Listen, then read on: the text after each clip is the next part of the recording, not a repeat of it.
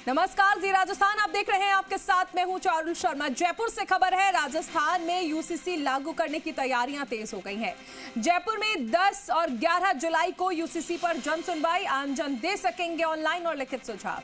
UCC 2026 के प्रारूप पर दर्ज करवा सकेंगे अपनी आपत्तियां। प्रारूप समिति प्रदेश भर में जुटाएगी जनता की राय। जन सुझावों के आधार पर तैयार होगा यूसीसी का अंतिम ड्राफ्ट। पूरे प्रदेश में जन संवाद अभियान की शुरुआत होगी। 16 अधिकारी और कर्मचारियों की ड्यूटी लगाई गई है।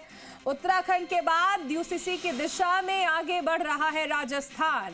विवाह, तलाक, भरण पोषण, गोद लेने और उत्तराधिकार जैसे मामलों पर सवाल का सुझाव लिए जाएंगे।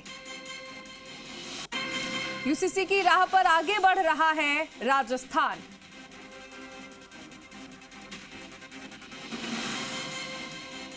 ज्यादा जानकारी के लिए सहयोगी दीपक गोयल हमारे साथ जुड़ गए हैं। दीपक, देखिए, उत्तराखंड के बाद अब राजस्थान उस लिस्ट में आ गया है जो यूसीसी की राह पर लगातार आगे बढ़ रहा है।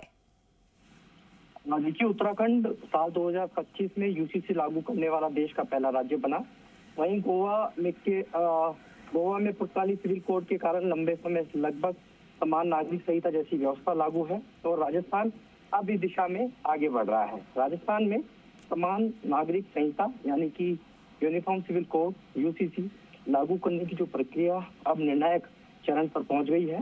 राज्य सरकार ने यूसीसी 2026 का प्रारूप तैयार करने के लिए गठित समिति को प्रदेश भर में सुझाव लेने की जो जिम्मेदारी है वो दी है। इसकी शुरुआत वैसे तो अजमेर जिले से होगी, लेकिन पूरे राजस्थान में ये समिति के जो सदस्य हैं, जयपुर की बात करें तो 10 और 11 जुलाई को ये जन सुनवाई होगी और जन सुनवाई में के लिए जिला प्रशासन की ओर से विशेष व्यवस्था यहाँ पर की है। अधिकारी कर्मचारियों की ड्यूटी लगाई है। सुबह 10 से दोपहर 2 बजे तक यानी कि 12 बजे तक और शाम को फिर ये जन सुनवाई होगी और आमजन यहाँ पर अपने जो सुझाव है वो दे सकेगा। यानी कि कानून का मसौदा जनता की भागीदारी से तैयार होगा। कानून यानी कि आमजन से मिलने वाले सुझावों और आपत्तियों का संकलन कर उन्हें राज्य सरकार को भेजा जाएगा और जिसके आधार पर यूसीसी 2026 का अंतिम प्रारूप तैयार किया जाएगा और जनसुनवाई में प्राप्त सभी सुझावों और आपत्तियों को एकत्र कर राज्य सरकार को भेजा जाएगा। देखिए, वर्तमान में देश में अलग अलग धर्मों के अलग अलग पर्सनल लॉ यानी कि कानून बने हुए हैं।